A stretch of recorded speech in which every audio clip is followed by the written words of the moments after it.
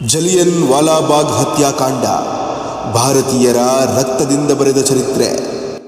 ಅದು 1919 ಏಪ್ರಿಲ್ 13 ಪಂಜಾಬಿನಾದ್ಯಂತ ಬೈಶಾಖಿ ಹಬ್ಬದ ಸಂಭ್ರಮ. ಸುವರ್ಣ ಮಂದಿರಕ್ಕೆ ಬಂದಿದ್ದ ಸಾವಿರಾರು ಮುಗ್ಧ ಹಳ್ಳಿಗರು, ಹಸುಗೂಸುಗಳು ದಣಿವಾರಿಸಿಕೊಳ್ಳಲು ಆ ಮೈದಾನಕ್ಕೆ ಬಂದಿದ್ದರು. ಅವರ ಜೊತೆ ಸೇರಿದ್ದು ದೇಶಪ್ರೇಮದ ಕಿಚ್ಚು ಹೊತ್ತಿದ್ದ ಕ್ರಾಂತಿಕಾರಿಗಳು. ಅನ್ಯಾಯದ ರೌಲೆಟ್ ಕಾಯ್ದೆ ವಿರುದ್ಧ ಶಾಂತಿಯುತವಾಗಿ ಧ್ವನಿ ಎತ್ತಲು ಸಭೆ ಸೇರಿದ್ದರು. ಆ ಜನರಿಗೆ ಗೊತ್ತಿರಲಿಲ್ಲ ಅನಿಸುತ್ತೆ, ಅವರ ಪಾಲಿಗೆ ಆ ಮೈದಾನವೇ ಚಿತೆಯಾಗಲಿದೆ ಎಂದು. ಅಂದು ಸಂಜೆ 5:15ಕ್ಕೆ ಮೈದಾನದ ಆ ಕಿರಿದಾದ ದಾರಿಯಲ್ಲಿ ಯುದ್ಧದ ಟ್ಯಾಂಕರ್ಗಳ ಜೊತೆ ಪ್ರತ್ಯಕ್ಷನಾದ ನರ ರಾಕ್ಷಸ ಜನರಲ್ ಡಯರ್. ಆತ ಎಚ್ಚರಿಕೆ ಕೊಡಲಿಲ್ಲ, ಗಾಳಿಯಲ್ಲಿ ಗುಂಡು ಹಾರಿಸಲಿಲ್ಲ. ಆ ನರಪಿಶಾಚಿ ಕೂಗಿದ್ದು ಒಂದೇ ಮಾತು, ಫೈರ್. 10 ನಿಮಿಷ, 1650 ಗುಂಡುಗಳು ಹಸಿದ ತೋಳಗಳಂತೆ ಜನರ ಎದೆಯನ್ನು ಸಿಡಿದವು.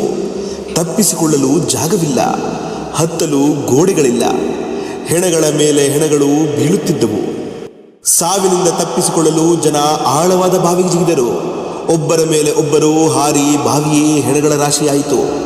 ಅಂದು ಆ ಬಾವಿಯಿಂದ ಎತ್ತಿದ್ದು ಬರೋಬ್ಬರಿ 120 ದೇಹಗಳು. ಬ್ರಿಟಿಷರು 379 ಸಾವು ಎಂದು ಸುಳ್ಳು ಲೆಕ್ಕ ಕೊಟ್ಟರು. ಆದರೆ ಅಲ್ಲಿ ಪ್ರಾಣ ಬಿಟ್ಟ ದೇಶಪ್ರೇಮಿಗಳ ಸಂಖ್ಯೆ 1000 ದಾಟಿತ್ತು.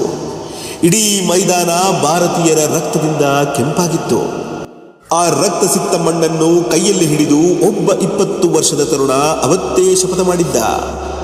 ಬರೋಬ್ಬರಿ 21 ವರ್ಷಗಳ ಕಾಲ ಆ ಸೇಡಿನ ಕಿಚ್ಚನ್ನು ಎದೆಯಲ್ಲಿ ಹೊತ್ತು ಸಮುದ್ರ ದಾಟಿ ಹೋಗಿ ಲಂಡನ್ನ ಕ್ಯಾಕ್ಸ್ಟನ್ ಹಾಲ್ನಲ್ಲಿ ಆ ನರಮೇಧದ ಸೂತ್ರಧಾರ ಮೈಕಲ್ ಓಡ್ವೈರ್ ಎದೆಗೆ ಗುಂಡಿಕ್ಕಿ ಭಾರತದ ಪೌರುಷವನ್ನು ತೋರಿಸಿದ.